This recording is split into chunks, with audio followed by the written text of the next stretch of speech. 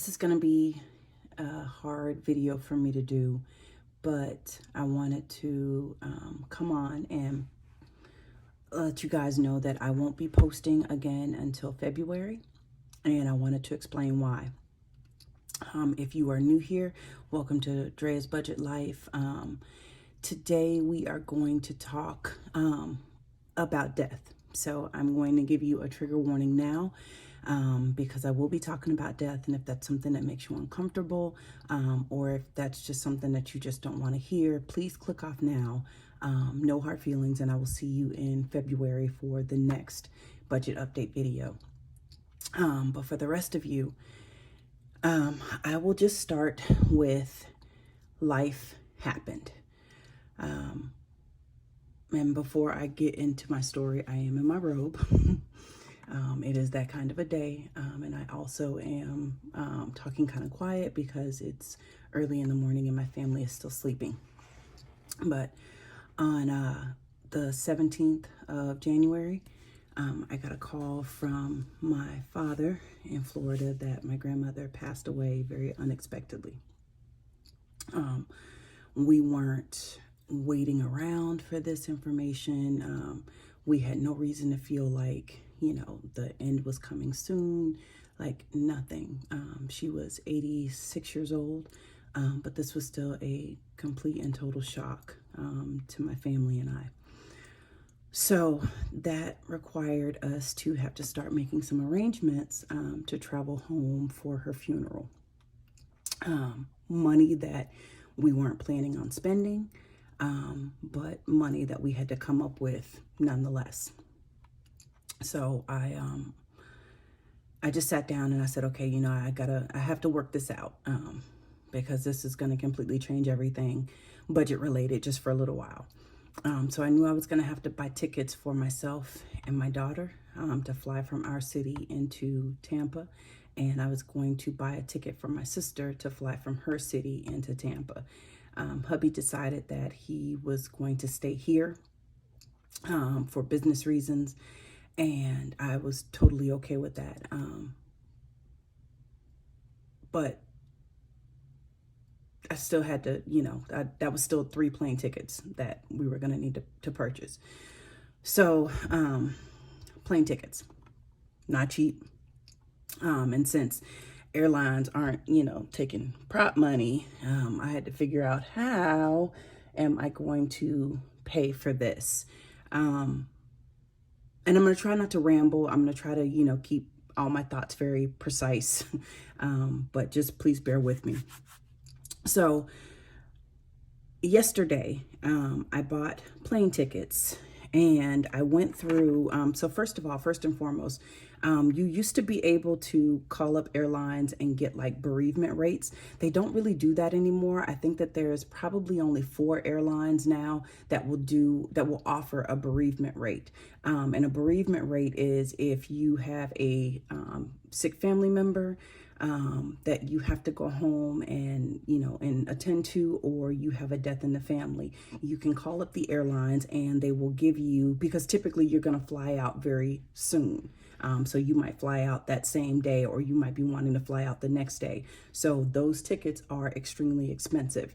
Well, if you call up the airlines and ask for the bereavement rate, and of course they have to, get some information from you and all of that, you can typically get a cheaper rate.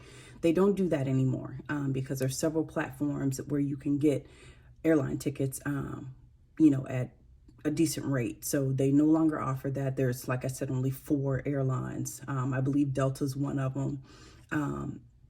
And I will look up the rest and I'll put them somewhere on the screen. But if you do, say you wanted to fly American Airlines, if you call up the American Airline ticket agents, they do have agent vouchers that they can give out, which can provide some kind of a discount. But typically, in my experience, it's just better to go on to like Cheapo Air or Priceline and look for your tickets there, especially if you can, push off your travel plan a couple of days. So I went on Priceline and I did get tickets for myself and my daughter to fly from our city, and our tickets cost $962.72. My sister's, which like I said, I bought her ticket as well. Hers came up to $243.20. My leg to Tampa included the rental car, and all 3 tickets I did get insurance on because I wanted to make sure that, you know, in case anything happened, we did have insurance on it. So the total, $962.72 plus $243.20 is $1,205.92. So how did I pay for it? I used my American Express to pay for it, and here's why. I thought about, as my first option, using Affirm. Now, for those of you who aren't familiar with Affirm is a platform where you can make a purchase online, and then you can break down that purchase into payments, spread out a year, sometimes longer. But the APR, or the annual percentage rate, your interest rate, is going to be 29.99% on your purchase. Through Affirm, you typically have to, I don't know if through Affirm you have to put down a down payment. I know through some platforms like Klarna or Afterpay, you have to make that first payment on the same day, and then your next payment will be due in 2 weeks. But I think for Affirm, you get that first month, and then you have to make your first payment the next month. It is auto draft, so that's the best and easiest way to do it, to make sure that you aren't late and you aren't incurring any late fees. But it was 29.99% interest. I wasn't going to have this debt for a year. I knew that, but that's still a pretty hearty interest rate. So I was like, okay, well, let me look into what else I can do. So option 2 was I can put it on my Amex. And my Amex is my American Express card. This is pretty much the only credit card that my husband and I use, because we do get cash back, pretty good cash back rates on the American Express. So I can put it on my American Express card, which has a much cheaper interest rate. Well, not much cheaper, but it's a little bit cheaper, of 23%. And I can put myself on a payment plan to pay it back fast. Which I know that I've had issues with that before. I've talked openly about those issues on previous videos about making sure that I pay back anything that I put on my credit card. But I know in this situation, especially given the momentum that I started the year with, having to put this money onto that credit card, I knew I was going to pay it back very fast. So that was definitely an option. And then option 3 was going to be using the emergency fund, because technically it's an emergency. So our electronic savings account, which we go through Capital One 360, that electronic account has $1,500 in it. I was saving in my envelopes because, like I told you before, hubby and I wanted to have we decided this year that we wanted to have $2,500 in our emergency fund at all times. So that's why I started the envelope. And you can see that we have $220 in here right now. So with the $1,500 that's in the bank, and then the $200 that I have here, 220, that's $1,720. Now that $1,720 could have easily covered the price of the tickets, but then I would have had $500 left in the emergency fund. I didn't really want to do that. So I didn't really like that option at all. I kind of talked it over with hubby, and he didn't really like that option either. So we decided to put the airplane tickets onto the American Express. So let me just put out in advance as well that the price of my sister's ticket, I'm also not going to ask for that money back. I'm not going to require her to pay me back. If she does, cool.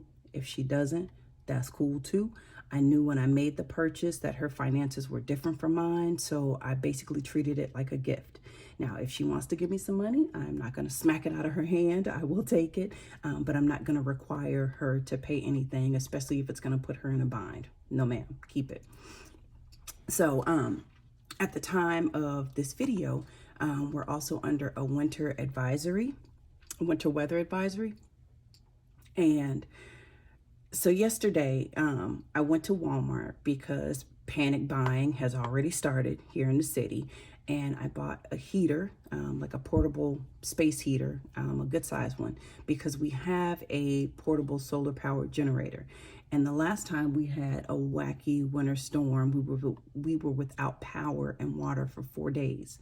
So my husband, the smart man that he is, immediately started looking for a generator after the storm so that, you know, if it ever happened again, we ever lost power again, we could still be somewhat warm and, you know, fed. Until the power company got us back online.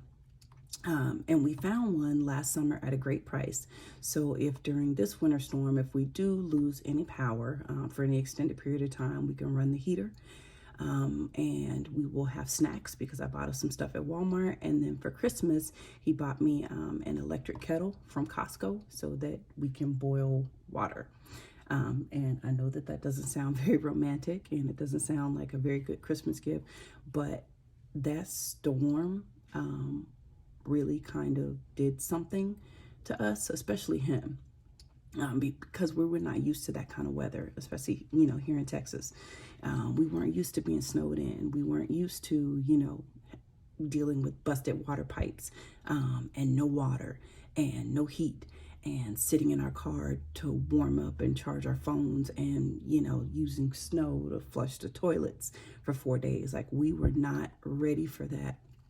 The whole city wasn't ready for that. So anything that we could do to prepare ourselves and make our life a little bit easier, we were going to do. Like, we weren't playing. We started buying water in April. So we are stacked up on water. Like, we're good to go. We got enough for us and we have enough for neighbors if needed. So anyway, I'm rambling.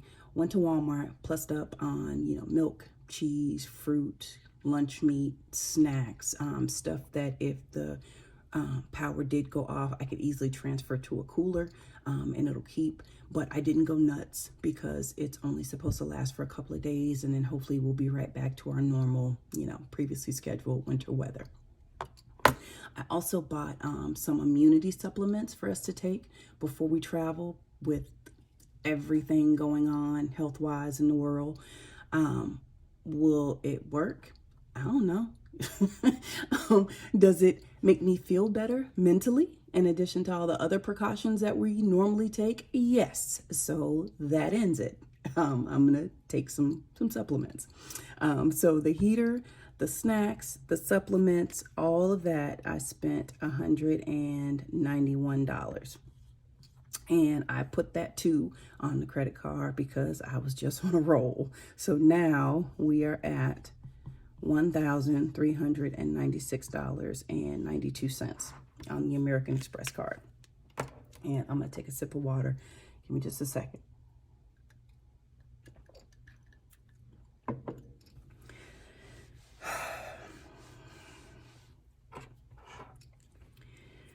I did not want to make this video, so just please bear with me. So my plan is I get paid on the 28th. So on the 28th, I'm not stuffing any sinking funds, and instead I'm going to use the money that we have coming in to pay the bills that I would normally pay, and then just keep the rest of the money in the account. Hubby has volunteered to give up his OSNAP savings. Now, if you've watched in previous videos, we started on the 7th of January with the OSNAP savings, and he has volunteered to give up the $580 that we had saved for him. because, I mean, you know, this really is an oh snap moment. And I was going to give him $200 on the 28th. That's what I had planned on putting into his envelope. So that $200 that I was going to put in to his oh snap savings, he said I can have that as well. So that is $780 that we have available. And he did say, you know, that once everything calms down, then, you know, we can start over. You know, now we have a blueprint. We know that we can do it in a month's time. And I just thought that that was really sweet and very selfless of him, because, you know, what he was going to use the money for was something that, you know, that he's wanted for quite a while. So for him to just say, you know, just take that money and, you know, use it, I thought that was very sweet. So that is $780. So remember, $580, and then plus the $200 that I was going to give him. That's $780. So then that's $780 that I can immediately turn around and put right back onto the American Express. So that leaves us with $1396.92 minus $780. That leaves us with $616.92. So this is the money that I need to make a plan for. Let me scoot you up. This is the money that I need to make a plan for to pay back the American Express card. Now let's talk about travel money. If you remember, in my vacation binder, in my vacation binder, I did have some money that was saved in just the envelope that was labeled vacation. I have since started 2 more sinking funds for trips that we would like to take sometime this year. But I hadn't split this money up and put it into any of these newly added trips. So in this envelope, there is $550 that was just earmarked for vacation. So what I'm going to do is I'm going to take this money, and this is going to be my travel money.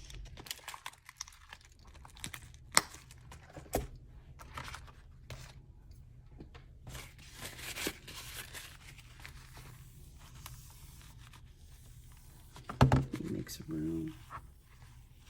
I'm sorry if I'm shaking the camera.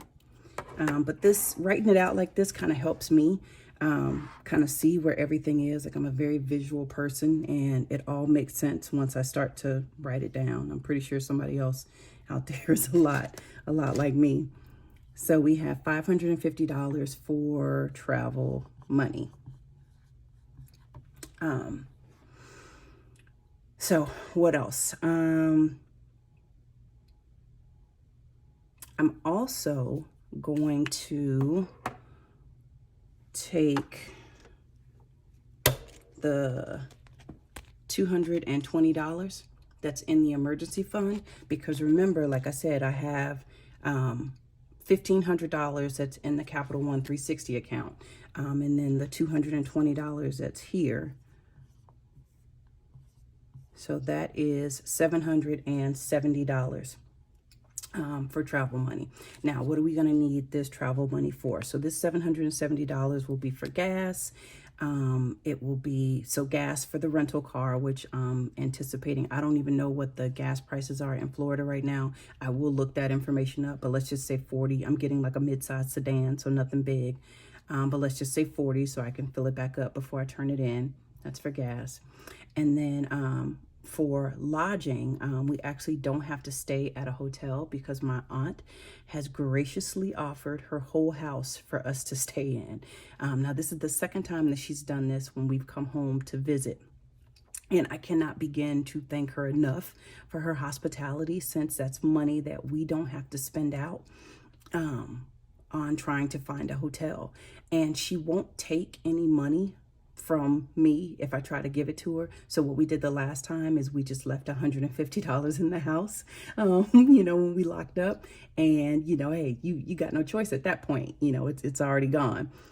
So I do plan on leaving her And I'm gonna put this down as Auntie. I do plan on leaving her another $150. So that's $730 minus 150.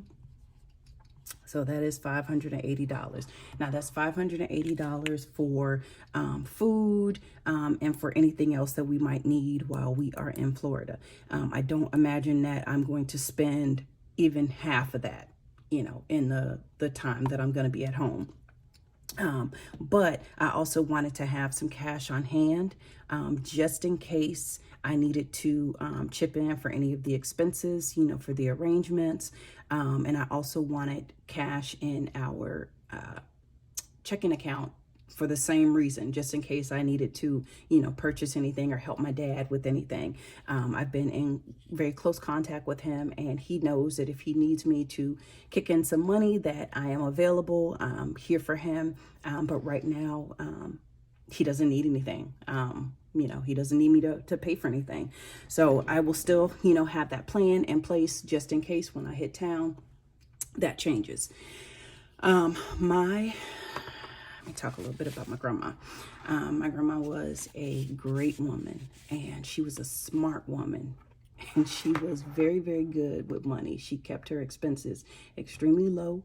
She had life insurance. She had already paid on her cemetery plot, which I know is like very creepy and very morbid to some people, but like she was a planner. And it really helped that she had made those decisions a long time ago. So those aren't decisions that my father had to make this week. She already had my father on her bank account, so he already, you know, would be able to access her money if anything happened to her. We didn't have to worry about the cemetery plot.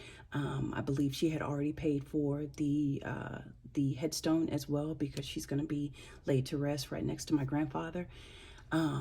So all of that was done. Like basically he just had to, you know, put everything together. And, you know, those were incredibly smart decisions that she made a long time before she needed to. And that takes an incredible amount of pressure off the family. I'm sorry. But that's just how she was. And I know that that she wouldn't want us fussing over her or being stressed out or, you know, having to pass the hat or anything. And that's just a great gift in and of itself. So the last time I called her and talked to her on the phone was a very short time ago, and she had me laughing. And that is what I will remember. That's what I will take with me, you know, laughing with her and, you know, getting told off because she wanted more pictures of me and the kids. You know, it was never enough pictures of me and the kids. So, you know, and just connecting with her that one last time. And I did get to tell her I love her. So I will always remember that that's the way that we ended the conversation, with, you know, telling each other that we loved each other. My dad told me that he went through the house and found all of the paperwork and the information that, you know, he needed in an important papers box, which is another gift, by the way, keeping everything together so people don't have to hunt for it. But in the box, she had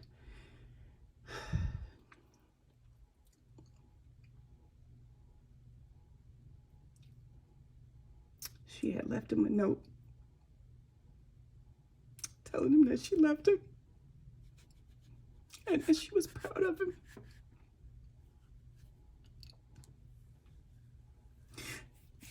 And it wasn't dated, so he doesn't know when she wrote it. She could have wrote it 2 weeks ago. She could have wrote it 2 years ago. But the fact that she thought ahead enough to do that and put it in a place where he would have to find it if something happened to her just shows what kind of a woman she was. And I just think, like, my God, like, what a sweet lesson on how to mother all the way up into the end that was for me. That was just it was so nice when my dad told me that.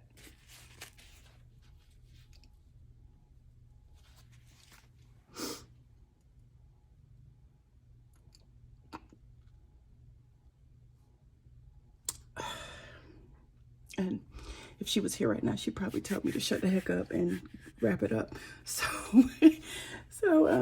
that's it. Thank you for listening. I know this isn't what you normally see in these budget videos, but in my opinion, our budgets are here to help us be prepared for real life. And this is definitely real life. I struggled with, oversharing. I struggled right up until the end, right up until I turned on the camera, which is why I'm still in my robe. I'm just like, just go ahead and just do it. Just do it. Because I feel like, while right now I feel like my situation is an anomaly, I know that somebody else is dealing with something unexpected.